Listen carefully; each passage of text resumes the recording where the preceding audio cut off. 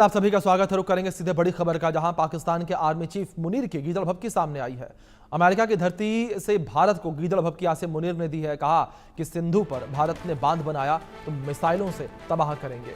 भारत से मात खाने के बाद दूसरी बार अमेरिका में मुनीर पहुंचे हैं। कहा कि हम परमाणु शक्ति हैं, अगर डूबे तो आधी दुनिया को ले डूबेंगे।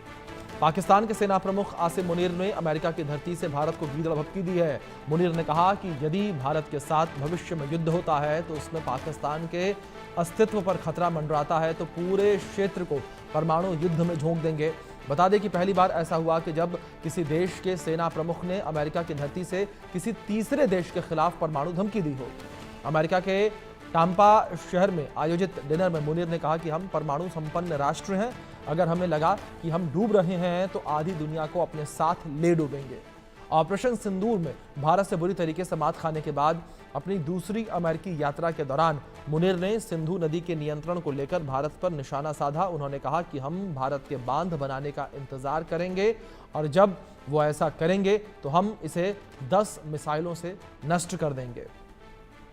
तो भारत से संघर्ष जिस तरीके से देखने को मिला था, उसके बाद ये आसिम मुनीर का दूसरा दौरा है। अमेरिका के शीर्ष राजनीतिक और सैन्य नेताओं से मुलाकात की है और टाम्पा में मुनीर ने निवर्तमान अमेरिकी सेंट्रल कमांडर जनरल माइकल पुरिल्ला से सेवानिवृत्त समारोह और एडमिरल ब्रैड कूपर के द्वारा कमान संभालने के अवसर पर परिवर्तित समारोह में भाग लिया।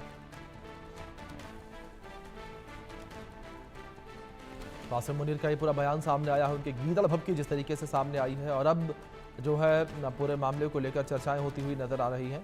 अब आसिम मुनीर एक बार फिर से चर्चाओं में बने हुए नजर आ रहे हैं। भारत से मुंह की खाने के बाद आसिम मुनीर की ये गीदड़ भभकी सामने आई है। जिस तरीके से आसिम मुनीर ने गीदड़ भभकी दी है, ये गीदड़ भभकी अब चर्चाओं में बनी हुई है। जिस तरीके से आसिम मुनीर गीदड़ भभकी देते हुए नजर आए हैं, भारत को किसी दूसरे देश से किसी तीसरे देश को गीदड़ भभकी देने का मामला ये सामने आया है आसिम मुनीर का। और शायद ही ऐसा पहली बार हुआ हो कि जब कोई देश जो है किसी और देश को किसी और देश में जाकर धमकी देता हो। तो पूरा मामला आसिम मुनीर की अमेरिका यात्रा से जुड़ा हुआ। जिस तरीके से आसिम मुनीर जो है वो अमेरिका पहुंचे और इसी विषय पर बातचीत करने के लिए हमारे साथ दो खास मेहमान जुड़ गए हैं। उनका परिचय मैं आपसे करवा दूं। हमारे साथ विदेश मामलों के जानकार प्रोफेसर मनोज कुमार जी जुड़े हैं। हमारे साथ रिटायर्ड ब्रिगेडियर संजय खन्ना जुड़े हैं डिफेंस एक्सपर्ट के तौर पर। और आप दोनों का बहुत स्वागत है। सबसे पहले मनोज जी, मैं आपसे चर्चा की शुरुआत करना चाहूँगा। और मनोज जी, जिस तरीके से अमेरिका से जाके ये धमकी देते हुए नजर आए हैं आसिम मुनीर, इससे क्या समझा जाए? क्या ये माना जाए कि अमेरिका और पाकिस्तान की नज़दीकियां बढ़ती चली जा रही हैं और अमेरिका ने ही पाकिस्तान को ये फ्री हैंड दिया कि अमेरिका की धरती से भारत को धमकी दे सके? देखिए अभिषेक जी, जियो पॉलिटिक्स में टाइमिंग का बहुत ही इंपॉर्टेंट होता है। और अभी जिस प्रकार से आसिफ मुनीर का जो स्टेटमेंट आया है वो बिल्कुल हताशा, निराशा और बौखलाहट दिख रहा है। अब रही बात अमेरिका की, तो देखिए एक चीज तो हमें समझना होगा कि अमेरिका ने हमेशा से पाकिस्तान को एक तरीके से पाल पोस के बड़ा किया है। आफ्टर इंडिपेंडेंस भी आप देख सकते हैं, लेकिन बीच में इंडिया यूएस न्यूक्लियर डील होने के बाद से पिछले 20-25 सालों में भारत ने अपने डिप्लोमेसी और डेमोक्रेसी के आधार पे जिस तरीके से अमेरिका के साथ इंगेजमेंट किया और खास करके टेररिज्म के अगेंस्ट में पूरे वर्ल्ड में पाकिस्तान को जैसे एक्सपोज किया, और 9/11 में जो अमेरिका भी घटना घटी थी उसको आज ट्रंप कहीं ना कहीं किसी तरीके से उन लोगों को एक तरीके से अमेरिका जनता के प्रति एक बड़ा ही नेगेटिव मैसेज जा रहा है। अब रही बात आज पाकिस्तान जिस तरीके से, आप देखिए मैंने बोला पहले अपने वक्तव्य में कि टाइमिंग, अभी कल हमारे जो एयर चीफ मार्शल थे उन्होंने जो प्रेस कॉन्फ्रेंस करके जो एक सूचना जारी की है, क्योंकि पिछले 3 महीने से इंडियन आर्मी ने कोई सूचना जारी नहीं किया था, लेकिन अभी जिस तरीके से जिस समय पे किया है उससे ऑब्वियस है पाकिस्तान के साथ साथ अमेरिका भी कहीं ना कहीं एक तरीके से एक्सपोज हो चुका है। उसने जिस तरीके से जो स्टेटमेंट था, उनके एक आवाज जो जासूसी जो था भारत की कर रहा था उसको डिस्ट्रॉय किया, उसका जो 2 command and central control system था उसको डिस्ट्रॉय किया, 2 सेज सिस्टम था उसको डिस्ट्रॉय किया, 3 हैंगर्स उसके डिस्ट्रॉय किए, और इतना ही नहीं जो उसके 5 फाइटर जेट जो थे और उसमें इंक्लूडिंग F-16 की बात तो पहले भारत की इंडियन आर्मी ने की है, और उसके लगभग 6 रडार को डिस्ट्रॉय किया, तो और इसके साथ साथ रनवे भी डिस्ट्रॉय किया।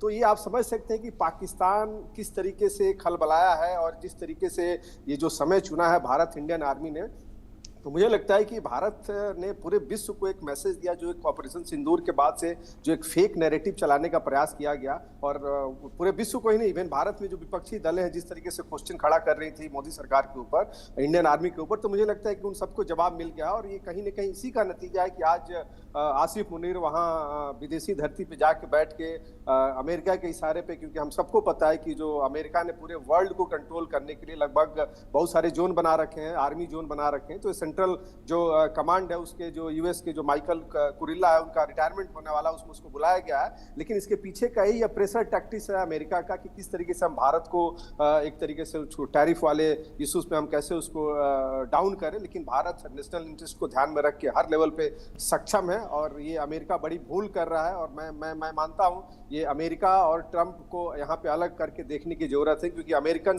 भी चीटेड फील कर रहे हैं ट्रंप की इस नीति से। क्योंकि जो पिछले 25-30 सालों से भारत और अमेरिका का जो संबंध एक बना था एंटी टेररिज्म के आधार पे, आज वो एक तरीके से फिर से पाकिस्तान के साथ खड़ा हो रहा है। क्योंकि मुझे लगता है कि ये एक मतलब अंतर्राष्ट्रीय राजनीति में ट्रंप की एक बहुत बड़ी भूल है, और इसको एक काले इतिहास के रूप में देखा जाएगा। पूरे विश्व की राजनीति जब भी अगर इसका आकलन किया जाएगा, तो उसमें ट्रंप कहीं ना कहीं एक तरीके से, जिस तरीके से आतंकवाद के साथ खड़े होते दिख रहे हैं। और आप समझिए, पिछले ट्रंप 1.0 में जब वो अफगानिस्तान से उनको भागना पड़ा, उस समय वही पाकिस्तान था जिसने उस समय अमेरिका के साथ चीट किया। लेकिन आज तो चूंकि जिस तरीके से चाइना का भी इसमें बहुत ही बड़ा रोल है, और चाइना को हो सकता है कि, देखिए एक चीज में समझना होगा कि जो पाकिस्तान का जो लोकेशन है, जिसको हम हमेशा बार बार डिस्कस हम लोग करते हैं, वो लोकेशन ही एक ऐसा है उसके लिए, जिसके चलते आज चाहे अमेरिका हो, चाइना हो, या फिर रसिया भी हो, एक तरीके से उसके साथ कहीं ना कहीं किसी न किसी रूप से इंगेज करता है। लेकिन आज पूरा वर्ल्ड बदल रहा है, वो आर्थिक सुदृढ़ता को लेके, ग्लोबलाइजेशन को लेके, और एक नया वर्ल्ड ऑर्डर शुरू होने जा रहा है, जिसमें भारत ने जो जो अपना परिचय दिया है हर लेवल पे, सुरक्षा तंत्र में,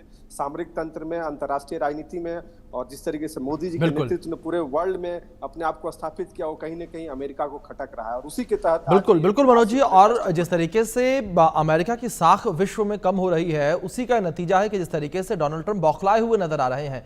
आप संजय जी, मैं आपका रुख करूंगा। और जिस तरीके से आसिम मुनीर गीदड़ भभकी देते भारत को नजर आई है, हर किसी को पता है कि आसिम मुनीर या पाकिस्तानी सेना जो है भारत के आगे कहीं से कहीं तक टिक नहीं सकती है। लेकिन इस गीदड़ भभकी को आप किस तरीके से देखते हैं कि यह धमकी देना कि भारत के ऊपर 10 मिसाइलों से हमला करेंगे हम?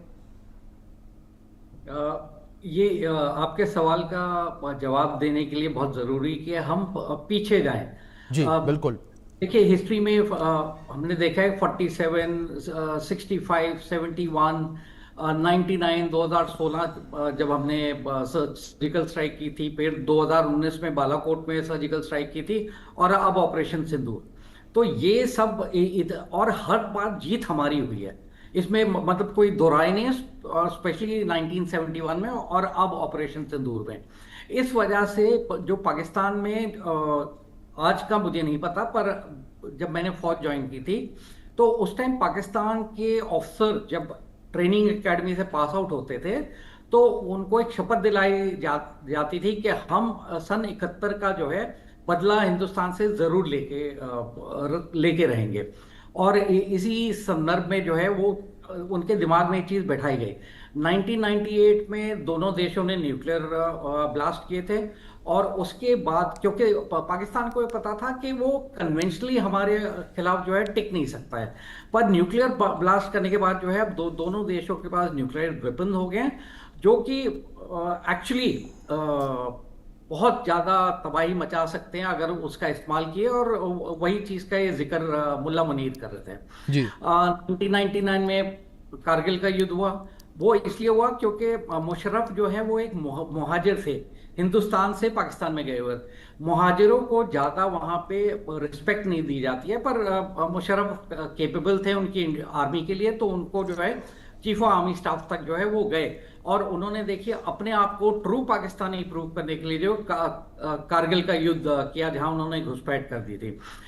मुनीर का जो बैकग्राउंड है वो हम सबको पता है कि वो इनिशियल ईयर्स जो है उनके मदरसे में निकलने हैं, और वो पाकिस्तान में जितने मदरसे हैं वो बहुत ज़्यादा रेडिकलाइज्ड हैं।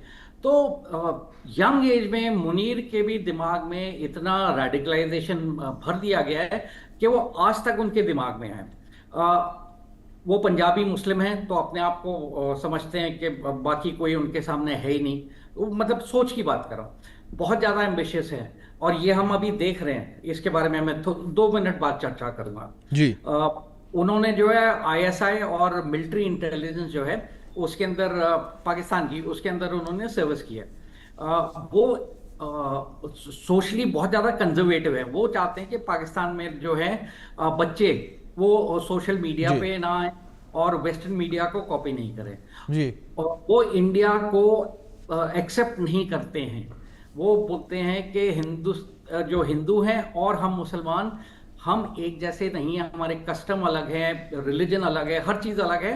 और इस बिल्कुल। वजह से वो चाहते हैं कि हिंदूज को मतलब बिल्कुल ही खत्म कर दिया जाए। जी। अगली जो उनकी सोच है वो रिलीजियस आइडेंटिटी पर बहुत ज्यादा है। वो मतलब मुसलमान मुसलमान इस्लाम, बस इसी चीज के ऊपर जो है वो चलते रहते हैं। और वो ओपनली सपोर्ट करते हैं टेररिस्ट को। यहां तक बिल्कुल। तो इनकी सोच के बारे में। अब मुल्ला मुनीर ने ऑपरेशन सिंदूर हारने के बाद भी उन्होंने अपने आप को फील्ड मार्शल जो है मनोनीत करवा दिया। बिल्कुल। वो इसलिए करवाया क्योंकि वहां के आर्मी चीफ को जो है उनकी गवर्नमेंट या उनके जो कोर्ट हैं, सिविल के कोर्ट हैं, वो हटा सकते हैं। पर फील्ड मार्शल आप पूरी जिंदगी के लिए होते हैं और आपको ना गवर्नमेंट हटा सकती है और ना ही वहां की कोर्ट हटा सकते हैं। उन्होंने आज की तारीख में गवर्नमेंट जो है, पाकिस्तानी गवर्नमेंट है, स्टैब्लिशमेंट, उसको बिल्कुल ही साइडलाइन कर दिया है।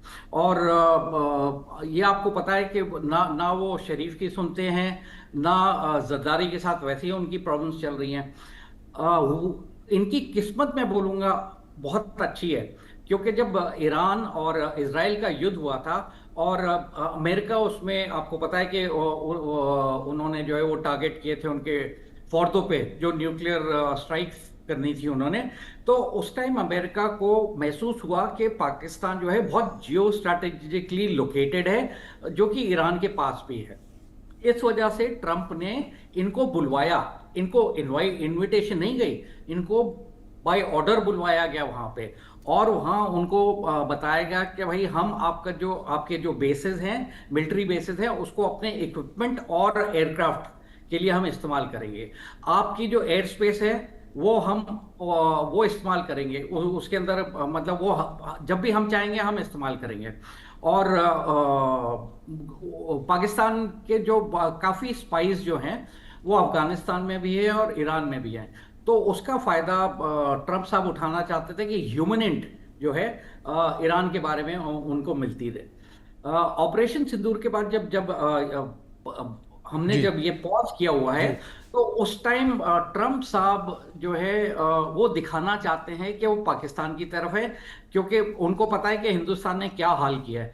तो वो इस वजह से पाकिस्तान को सपोर्ट कर रहे हैं और हमें नीचा दिखाने की कोशिश कर रहे हैं। बिल्कुल। बिल्कुल संजय जी, और टैरिफ को लेकर बात करें, इस वजह से टैरिफ वॉर भी लगातार जो है वो देखने को मिल रही है, जिसमें लगातार बार बार ट्रंप ये साबित करने की कोशिश कर रहे हैं कि अमेरिका सर्वोच्च है, अमेरिका बड़ा है, अमेरिका के आगे भारत झुके। लेकिन भारत ने स्पष्ट कर दिया कि हम नहीं झुकेंगे। आप संजय जी 30 सेकंड दूंगा, प्लीज अपनी बात कंप्लीट करें।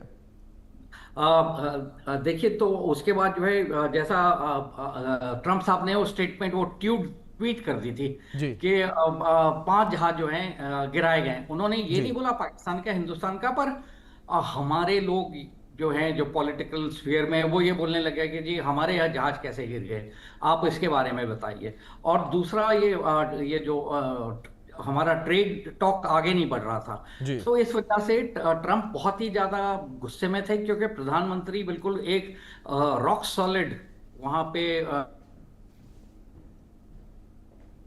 संजय जी ठीक है, मैं आपका रुख करूंगा, बातचीत करूंगा। मैं प्रोफेसर मनोज जी का रुख करूंगा। प्रोफेसर मनोज जी, इस बीच जहां आसिम मुनीर का ये बयान चर्चाओं में बना हुआ है, जिस तरीके से भारत को गिदड़ भभकी देते नजर आए, लेकिन फ्लोरिडा में एक इंटरव्यू के दौरान उनका जो बयान है वो भी चर्चाओं में बना हुआ है, जहां पर वो खुद ही पाकिस्तान को एक कचरे वाला ट्रक बता रहे हैं। उन्होंने कंपेयर किया कि भारत हाईवे पर चलती हुई चमचमाती मर्सिडीज कार है और पाकिस्तान उसी पर चलता हुआ एक कचरे से भरा हुआ ट्रक है। लेकिन वो अलग बात है, कंक्लूजन उन्होंने कुछ अलग किया था, लेकिन हाँ, बयान यही था उनका। मनोज जी। देखिए अभिषेक जी, ये जो आसिफ मुनीर का जो स्टेटमेंट है वो बिल्कुल ही मतलब एक तरीके से पाकिस्तान को एक्सपोज भी कर रहे हैं कि उनकी बिल्कुल। वास्तविक स्थिति क्या है और भारत आज कहां से कहां पहुंच गया है विश्व के राजनीति में और अर्थव्यवस्था में और सामरिक दृष्टिकोण से। देखिए भारत एक विश्व का सबसे बड़ा लोकतंत्र देश है और एक जिम्मेदार देश है और संयम बरतने वाला देश है, डिप्लोमेसी को मानने वाला देश है। लेकिन आज जिस प्रकार से ट्रंप और मुनीर मिलके पूरे वर्ल्ड के सामने एक टेररिस्ट कंट्री को जिस तरीके से ये लोग दिखा रहा है, तो मुझे लगता है कि इससे अमेरिका का तो साख जा ही रहा है। और साथ साथ आप देखिए अभी इसके पहले जो डिफेंस एक्सपर्ट संजू सर बता रहे थे कि किस तरीके से उन्होंने अपने आप को मतलब फील्ड मार्शल बना लिया और ये विश्व का ऐसा कोई देश होगा जहां पे युद्ध हारने के बाद वहां पे लोगों को इनाम में इस तरीके का प्रमोशन होता है। तो ये भी एक अपने आप में बड़ा ही अजीबोगरीब स्थिति है पाकिस्तान की। और रही बात, देखिए पाकिस्तान भारत के साथ डायरेक्ट कभी भी कन्फ्लिक्ट्स में जीत नहीं सकता है। अब रही बात कि उसको हमेशा से किसी न किसी ने एक तरीके से गोद में लिया है, कभी चाइना गोद लेता है, कभी अमेरिका लेता है। और आज जिस तरीके से भारत ने ऑपरेशन सिंदूर के माध्यम से पाकिस्तान को घुटने पर ला के बैठा दिया, जो 6 तारीख से लेके 10 तारीख के बीच में 6 से 7 मई की जो लगभग जो टेररिस्ट जो उनके जितने भी इंपॉर्टेंट ठिकाने थे उस पर जो अटैक हो उसमें लगभग 100 से ज़्यादा आतंकवादी मारे गए और 9 और 10 की रात में जिस प्रकार से उनके जितने भी डिफेंस के जो भी क्रूशियल जो पोजीशन थे उसको डिस्ट्रॉय किया, उससे पाकिस्तान पूरी तरीके से बौखलाया हुआ है। अब रही बात, देखिए पीओके की बात चल रही है और कहीं ना कहीं एक तरीके से भारत सरकार और इंडियन आर्मी इस चीज को हमें समझना होगा कि ऑपरेशन सिंदूर अभी समाप्त नहीं हुआ है। ये मतलब भारत सरकार का भी स्टेटमेंट है और इंडियन आर्मी का भी स्टेटमेंट है कि ये प्रोसेस में है। और ये अभी कल जिस तरीके से हमारे आर्मी चतुर्वेदी जी का जो स्टेटमेंट आया है कि युद्ध कभी भी हो सकता है, तो मुझे लगता है कि आने वाले समय में पाकिस्तान के लिए बड़े ही खतरे की घंटी। और मैं कहना चाहूंगा आपके इस चैनल के माध्यम से, भारत के पास यही समय है कि जिस तरीके से पाकिस्तान पिछले 75 साल से भारत को हर समय जब भारत ग्रोथ करता है, आज देखिए आज वो मर्सिडीज गाड़ी से तुलना कर रहा है भारत की, तो उस चीज को एक्सेप्ट कर रहा है और अपने आप को एक डंप के रूप में दिखा रहा है। तो ये उसने एक्सेप्ट किया पूरे वर्ल्ड मीडिया के सामने कि उसकी स्थिति क्या है। तो मुझे लगता है कि भारत को ये पाकिस्तान का जो इश्यूज है जो हमेशा भारत को डिस्टर्ब करता है, उसे हमेशा के लिए ठीक कर देना चाहिए। और पीओके जो कि पार्लियामेंट में भी इस चीज पे क्वेश्चन रेज किए जा चुके हैं, स्टेटमेंट आ चुके हैं गृह मंत्री का, रक्षा मंत्री का, प्रधानमंत्री का। तो मुझे लगता है कि यही समय है जिसके तहत आज हमारे जो इंडियन आर्मी और भारत की जो जनता है वो पीओके की डिमांड भी कर रही है। तो मुझे लगता है कि इन सब सारी चीज़ों को अगर हम हासिल कर लेते हैं, क्योंकि ये मुझे लगता है कि अंतर्राष्ट्रीय राजनीति में और खास करके साउथ एशिया रीजन में जो एक हमेशा भारत शांति का पक्षधर रहा है, कभी भी इम्परियलिस्टिक अप्रोच नहीं रखा है, कभी भी पहले किसी पर अटैक नहीं किया, लेकिन जिस प्रकार से पाकिस्तान हमेशा भारत के साथ एक एंटी जो सेंटिमेंट्स बना के काम करता है, और ये पिछले 75 साल में प्रूव हो गया कि भारत कभी भी पाकिस्तान कभी भी भारत का फ्रेंड नहीं बन सकता है, क्योंकि उसका ओरिजिन ही एंटी इंडिया सेंटिमेंट्स पे हुआ है। तो मुझे लगता है कि भारत की जो सामरिक जो क्षमता है, जो इंडियन आर्मी का जो पोटेंशियल है, जो भारत के नागरिकों का, और जिस तरीके से हमने अपने आप को अर्थव्यवस्था में विश्व के 4थे नंबर पर लेके आए हैं, तो मुझे लगता है कि यही समय है कि हम पाकिस्तान को उसका सबक सिखाएं और पीओके को वापस लेके आए, जिसके माध्यम से जो ये साउथ एशिया रीजन में पूरे वर्ल्ड के जो एक्सटर्नल फोर्सेस हैं जो हमेशा पाकिस्तान को भारत के खिलाफ यूज करते हैं, उसको हम लोग ठीक कर सके। जी अभिषेक जी, मतलब मनोज जी, आपके कहने का मतलब यही वो सही समय है कि जब पाकिस्तान से पीओके को वापस लिया जाए। संजय जी, मैं आपका रुख करूंगा। जिस तरीके से अभी बातचीत में आपने भी जिक्र किया था शुरुआत में, मनोज जी ने भी जिक्र किया एक पॉइंट वाली बात कि ऑपरेशन सिंदूर अभी भी जारी है, जिसको लेकर खुद सरकार भी बार बार ये कह रही है और सेना प्रमुख भी यही कहते नजर आ रहे हैं कि ऑपरेशन सिंदूर खत्म नहीं हुआ है, रुका है थोड़े समय के लिए। संजय जी, क्या इसी बात का डर पाकिस्तान को सता रहा है और इसी वजह से बार बार पाकिस्तानी सरकार, मुल्ला मुनीर जो है वो गीदड़ भभकियां भारत को देते नजर आते हैं, क्योंकि उन्हें भी डर है इस बात का कि कहीं भारत हमला ना कर दे, और भारत हमला करेगा तो उन्हें भी पता है कि क्या होगा। अभिषेक जी, संजय जी माफ कीजिएगा, माफ के साथ मैं आपको रोकना चाह रहा हूं। फिलहाल बहुत शुक्रिया आप दोनों मेहमानों का जुड़ने के लिए, अपना कीमती वक्त